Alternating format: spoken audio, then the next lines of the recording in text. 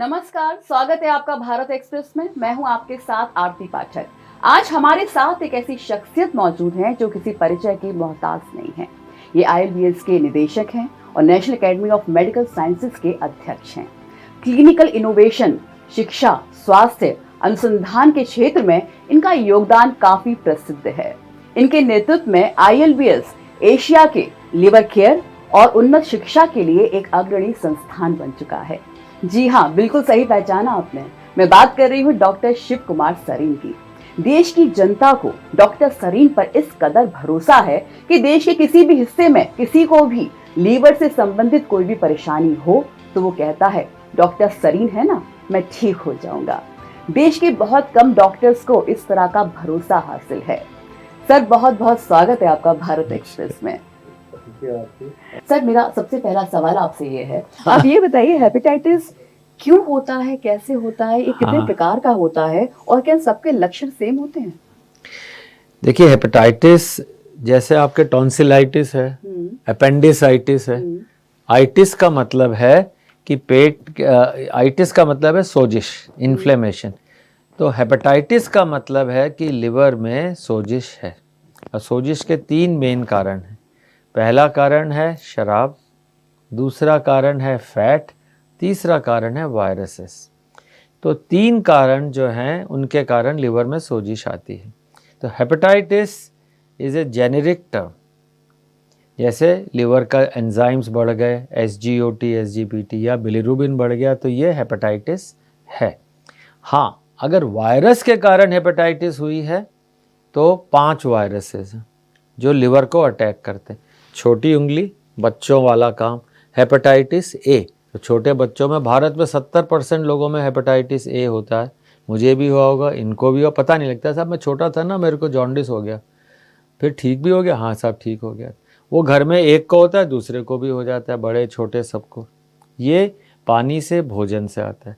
एक होता है हेपेटाइटिस ई, जो बड़ों में होता है। ये भी पानी के साथ आता है, भोजन के साथ आता है, पर बड़ों में होता है। बाकी रहे 3 वायरस, हेपेटाइटिस बी, सी और डी।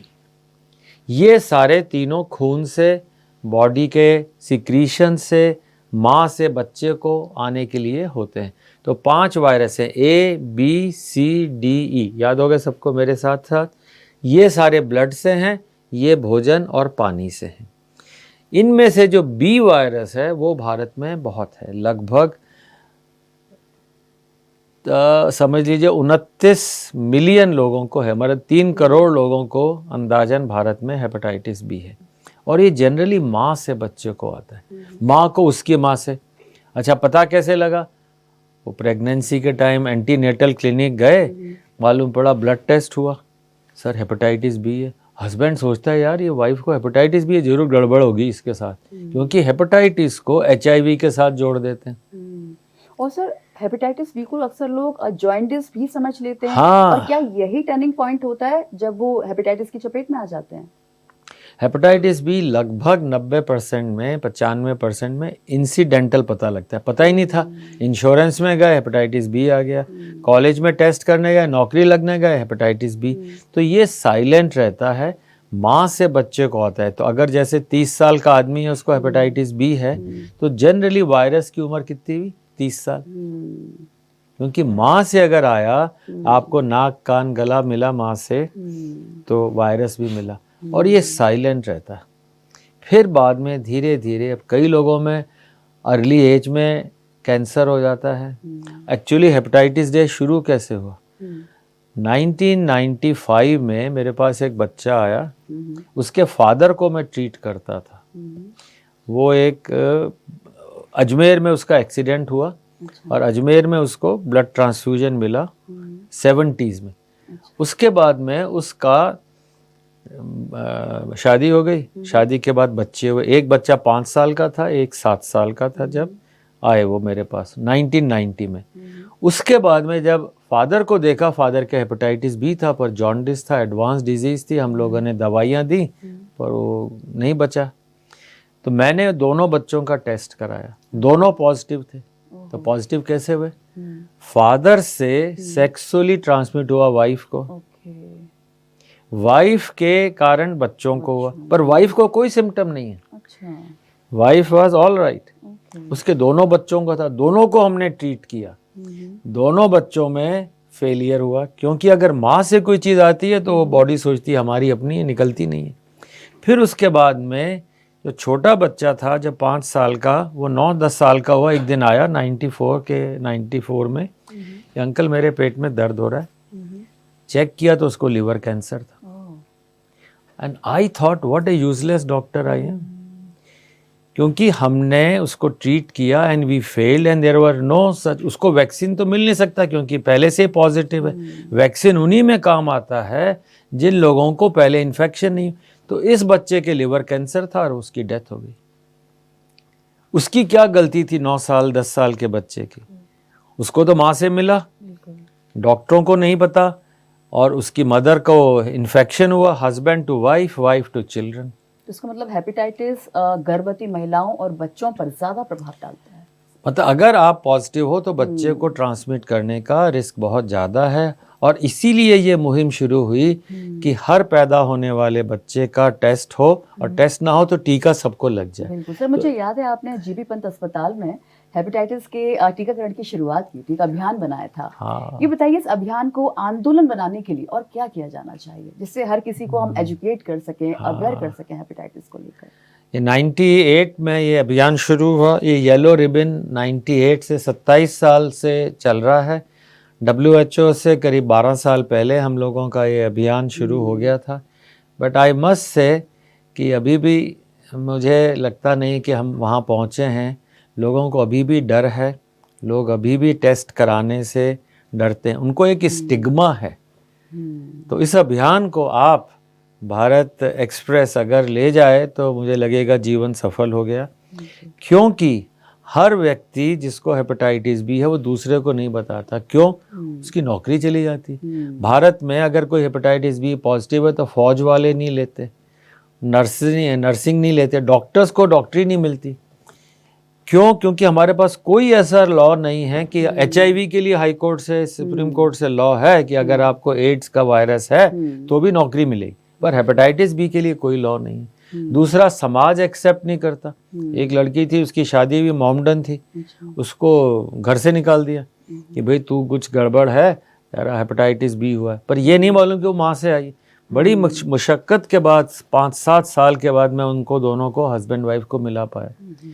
तो अगर इसको हमें बहुत अच्छी मुहिम पे ले जाना है तो आप इसको बार बार इस बात को उठाएं, लोगों को समझाएं कि हेपेटाइटिस बी वाला व्यक्ति पहले ही दुखी है, उसको पता नहीं क्यों वायरस आया। You can't choose your mother. आप चूज कर सकते हो, यार इस माँ के साथ नहीं पैदा होना था मुझे, अरे भाई माँ को हेपेटाइटिस बी है, मैं पैदा हो गया, मुझे हेपेटाइटिस बी हो गया, मेरी क्या गलती है? तो इसलिए उन सारे लोगों को जिनको हेपेटाइटिस बी है, हमने एक कैंपेन चलाया था, empathy, empowering people against hepatitis, जिसको माननीय ओम बिरला साहब ने संरक्षण दिया। हर साल पार्लियामेंट में 28 जुलाई को वर्ल्ड हेपेटाइटिस डे को करते हैं, पर मैं चाहूँगा कि हमारा प्रयास बहुत कम है। सारे बॉटम से ऊपर से लोग समझें, हेपेटाइटिस बी वाले व्यक्ति को अलग ना करें, उसको ये नहीं कि भी तू अलग बैठ। और ये फैलता नहीं है ऐसे कि मेरा हैंकरचीफ उसने ले लिया या मैंने उसका गिलास पी लिया, ये ऐसा संक्रमण नहीं है, सिर्फ ब्लड से जाता है दूसरे में। तो उन सबको प्यार से रखें, इलाज कराएं। और भारत सरकार ने वायरल हेपेटाइटिस कंट्रोल प्रोग्राम 2018 में नड्डा साहब ने शुरू किया था। We were able to, but लोगों की अभी पहुंच वहाँ नहीं, उनका डर नहीं निकला है, उनकी समझ नहीं है। तो ये बहुत ज़रूरी है कि आप करेंगे हर महीने इसको थोड़ा हेपेटाइटिस बी 2025 ये प्रोग्राम हेपेटाइटिस बी और वायरस के लिए इस बारे में लोगों को सबको मिलकर करना, अवेयर करना होगा। बहुत सही कहा आपने। ये बताइए, एक जनरल सवाल लोगों के मन में होता है कि अगर हेपेटाइटिस के लक्षण क्या होते हैं, इसका इलाज संभव है, और क्या जिनको लक्षण नहीं है उन सबको भी इसका वैक्सीनेशन लेना चाहिए? बहुत अच्छा सवाल। पहली बात, जिनको हेपेटाइटिस बी नहीं है, चाहे बच्चा हो चाहे बड़ा हो, सबको वैक्सीन लेना है, क्योंकि वैक्सीन इतना इफ़ेक्टिव है कि अगर आपने लगवा लिया तो 98-99% बचे रहेंगे, और 200-400 रुपये में आ जाता है, एक खाने से कम है। दूसरा, लक्षण होने की वेट नहीं करें, क्योंकि लिवर एक बड़ा स्ट्रॉन्ग ऑर्गन है, मतलब 70-80% डैमेज हो। वो आपने सुना होगा, अमिताभ बच्चन कहते हैं कई बार, मेरे को हेपेटाइटिस बी है पर मेरा 20% लिवर है, फिर भी मैं काम कर रहा हूँ। He gave voice to one of our, 2016 में हम लोगों ने कोशिश की तो उन्होंने उसको वॉइस दी। पर ये मान के चलें कि मैं क्यों वेट करूँगा, इलाज पहले कराऊँ। हर व्यक्ति को जिसको हेपेटाइटिस बी है वो दूसरे को ट्रांसमिट कर सकता है। ट्रांसमिट मतलब जैसे डेंटल में गए या कान छिदवाए या आपने सुई दोबारा यूज़ कर ली तो वो फैल जाएगा। या अगर हस्बैंड वाइफ का रिलेशन है, वाइफ से हस्बैंड को बहुत रेयरली जाता है, हस्बैंड से ही जनरली सीमन के थ्रू जाता है, वाइफ से मतलब माँ से बच्चे को ही ज़्यादा जाता है। तो उन सारे अगर प्रयास करें तो लक्षण होने की वेट ना करें। लक्षण का मतलब है कि लिवर काफ़ी डैमेज हो गया, मतलब पीलिया का होना या पेट में पानी आना, पैरों पे सूजन आना, खून की उल्टी होना। It means the virus and disease. Virus तो जैसे 3 करोड़ लोगों में है, पर डिजीज़ उसके अंदर से 10% में होती और डेथ 1% की होती। तो हमें उन 10% में डिजीज़ नहीं होने देनी है, डेथ नहीं होने देनी है। लिवर कैंसर का एक बहुत कॉमन कॉज है, कैंसर को होने से बचाना है हमने। मुझे लगता है कि ये मुहिम सफल होगी अगर आज से हम ये प्रण ले लें कि हर व्यक्ति हर बच्चा जो पैदा हो रहा है उसको 100% टीका लगा, 100%, एक भी मिस्टेक नहीं। पोलियो में लगवाते हैं, हेपेटाइटिस बी का पूरा टीका लगवाएं, और जो हेपेटाइटिस बी वाले मरीज़ हैं उनको सबका इलाज कर लें। तो फिर वायरस फैलेगा कैसे? जिनको हमने वायरस दबा दिया या होने वाले बच्चे को बचा लिया तो 50-60 साल में गायब हो जाएगी।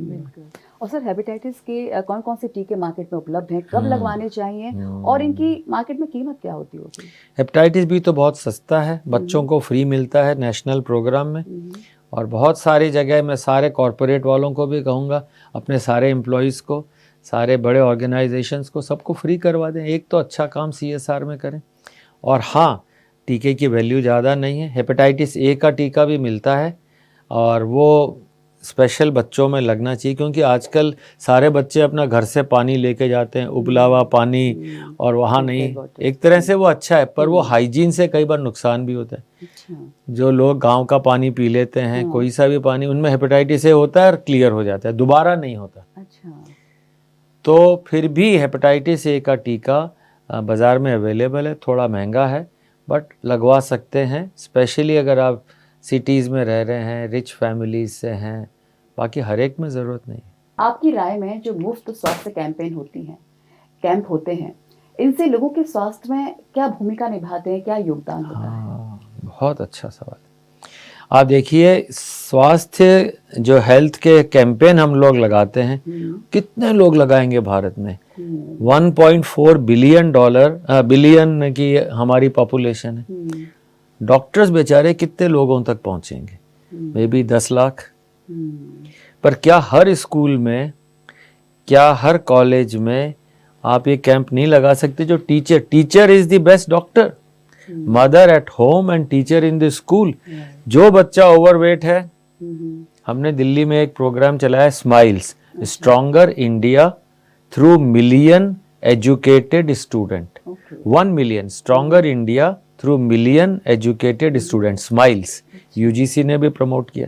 स्माइल्स में हमने दिल्ली के करीब 23,000 कॉलेज के बच्चे 18 से 25 में टेस्ट किए।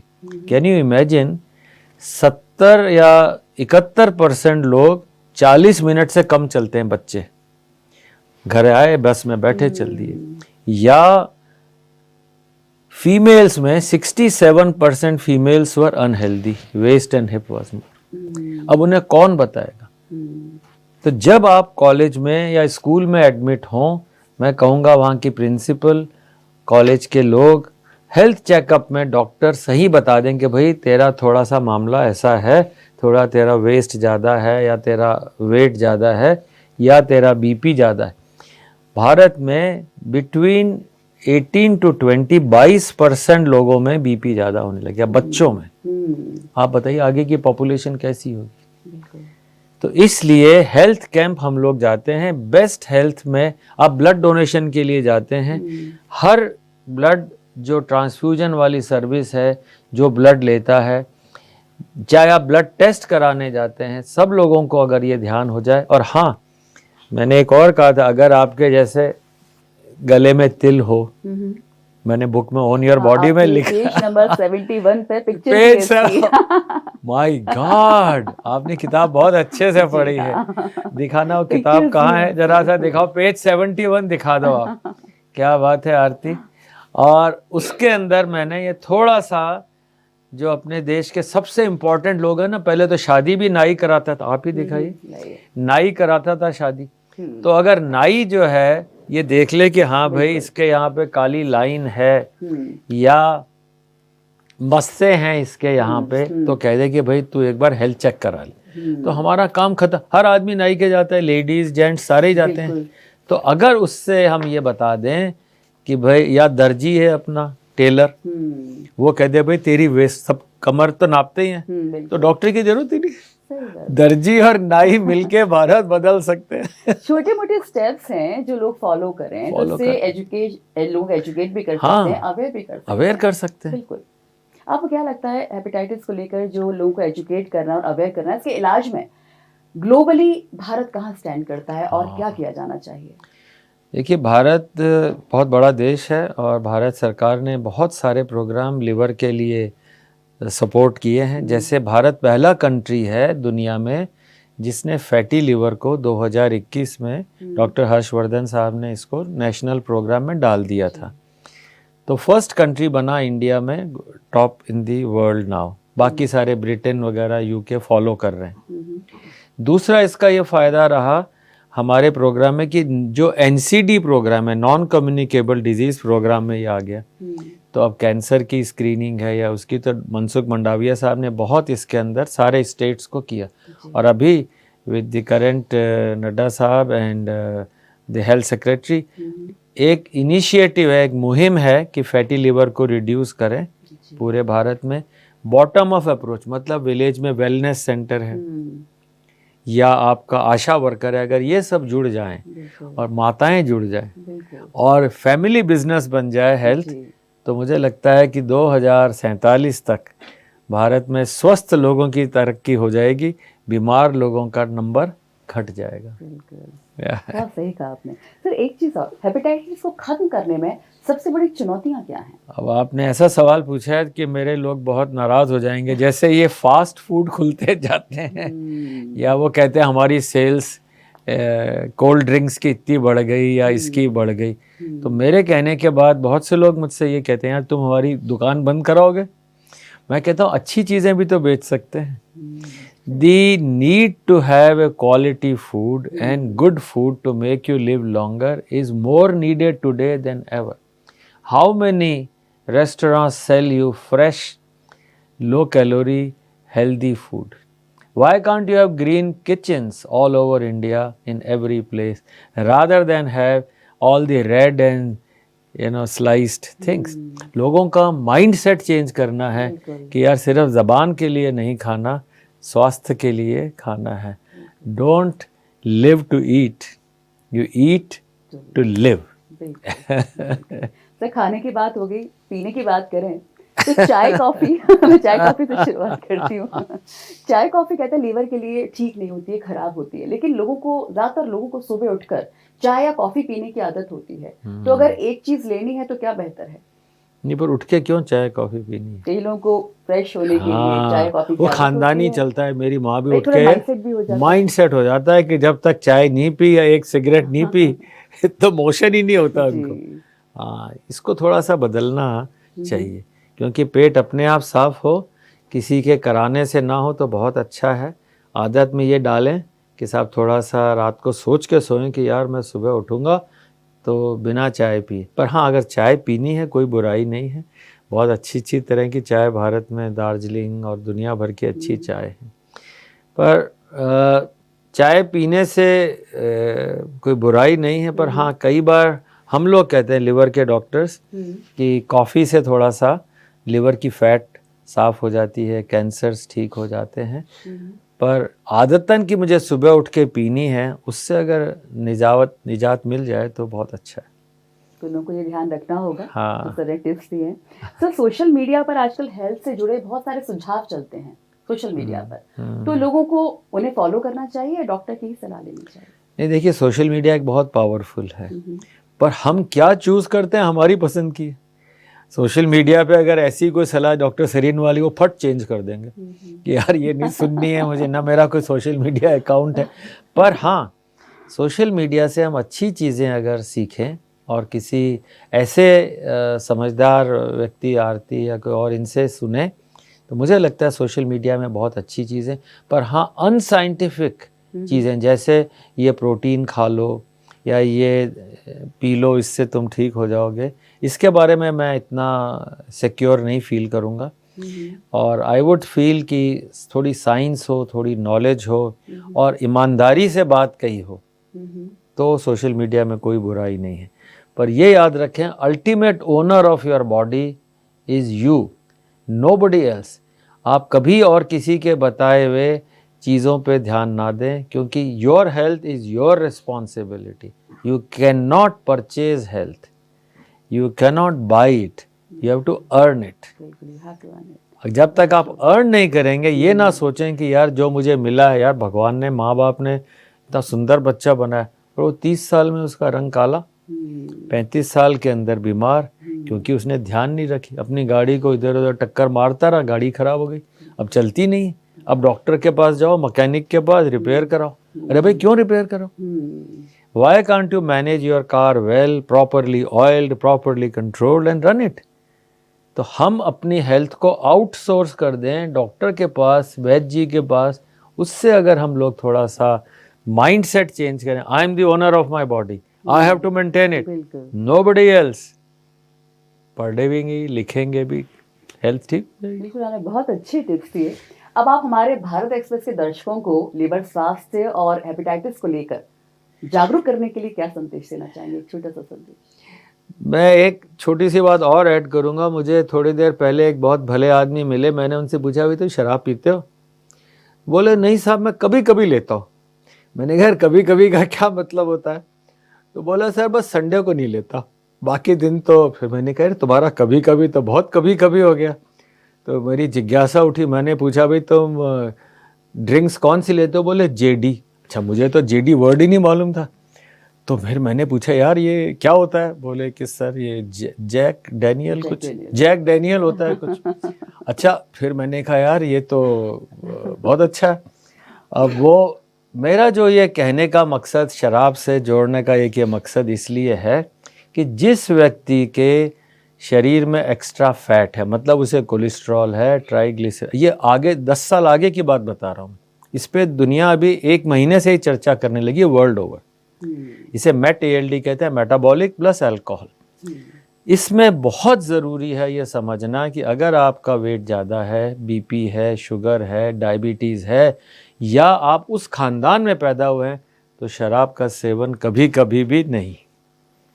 दूसरा, अगर हाँ आप भगवान के दया से बचे हुए, इनमें से कोई चीज़ नहीं है, तो भी शराब को सोच समझ के लें। It is a socially accepted poison, and if you want to poison yourself just for the heck of it, उसके अलावा बहुत सारी और चीज़ें हैं जिनसे आपको खुशी मिल सकती है। एक माइंडसेट की बात है। मैं दर्शकों को, भारत एक्सप्रेस के, आपको, आरती, उपेंद्र को, सबको धन्यवाद देना चाहूँगा और ये कहना चाहूँगा कि ये मुहिम आज शुरू करें, ख़त्म ना करें। मैं जीवन तभी सफल मानूंगा जब मेरे से एक एक जना आगे कदम बढ़ाएगा। मेरे अकेले के कदम से हम कहीं नहीं पहुंचेंगे। हाँ, सब मिलकर के भारत को स्वस्थ बना लें, एक मेरा छोटा सा प्रयास है। मैं चाहूँगा दिल से कि हम इसको, मुहिम को चलाते रहें। हेपेटाइटिस के लिए आप हर महीना कुछ न कुछ करते रहें। I will be very grateful and I thank all the listeners and do come back. अगर मैंने कुछ गलत संदेश दिया हो, अगली बार बेटर करूंगा। नहीं सर, आपने बहुत सरलता के साथ और बहुत मुस्कुराते हुए सारे सवालों के बहुत अच्छे जवाब दिए, बहुत अच्छे सुझाव दिए हैं। बहुत बहुत शुक्रिया सर इस पूरी बातचीत के लिए। Thank you Aarti, thank you, नमस्ते। तो मुझे उम्मीद है कि देश की जनता डॉक्टर सरीन के सुझावों को अमृतवाणी मानकर उस पर अमल करेगी। इसी के साथ मुझे दीजिए इजाजत, लेकिन आप लगातार देखते रहिए भारत एक्सप्रेस।